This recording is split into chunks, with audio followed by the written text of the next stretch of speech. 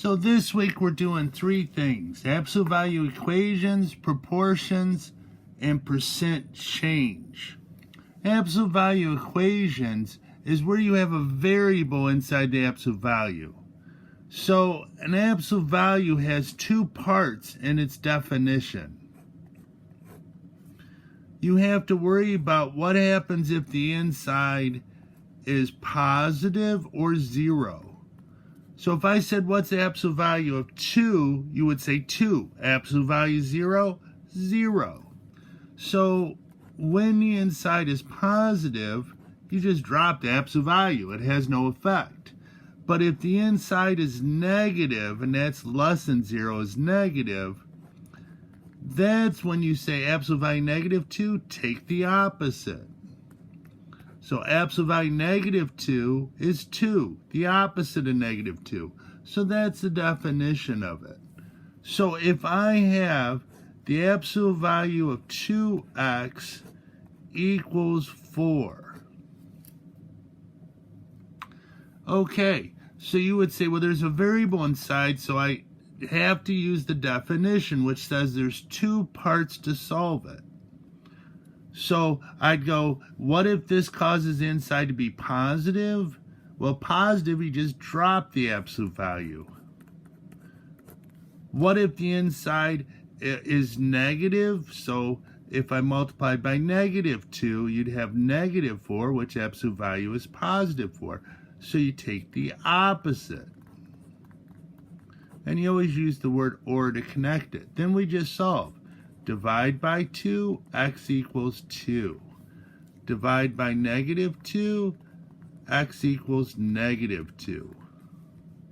So let's do this one. If I have 3x plus 6 inside of absolute value equals 18. So since there's a variable, there's two parts. You have to take care of both parts of the definition. So you just write it without the absolute value. Then you take the opposite.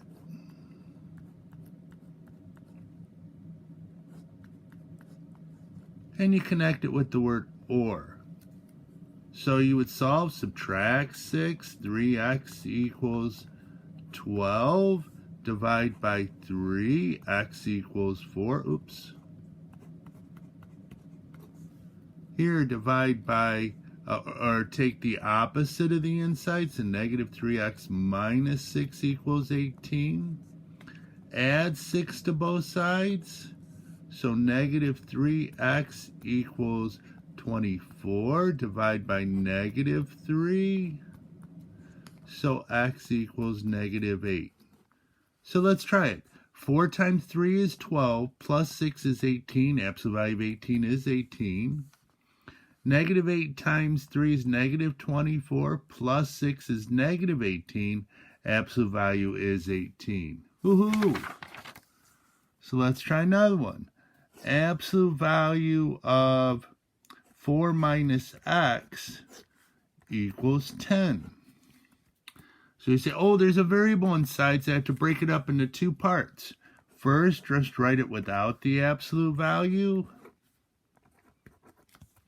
Then take the opposite of the inside. So you would subtract 4. And then take the opposite. Okay, so x equals negative 6. 4 minus a negative 6 would be 4 plus 6 is 10. Absolute value is 10. Woohoo! Here, distribute the negative. Add 4.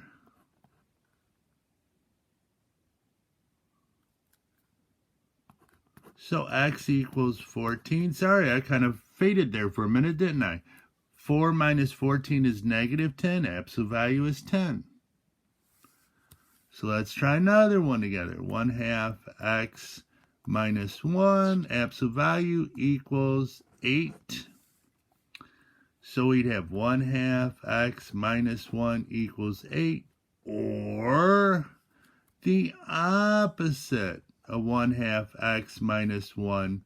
And I'm going to have to write tiny here. There we go. So here, add 1. 1/2 x equals 9. Multiply by 2. X equals 18.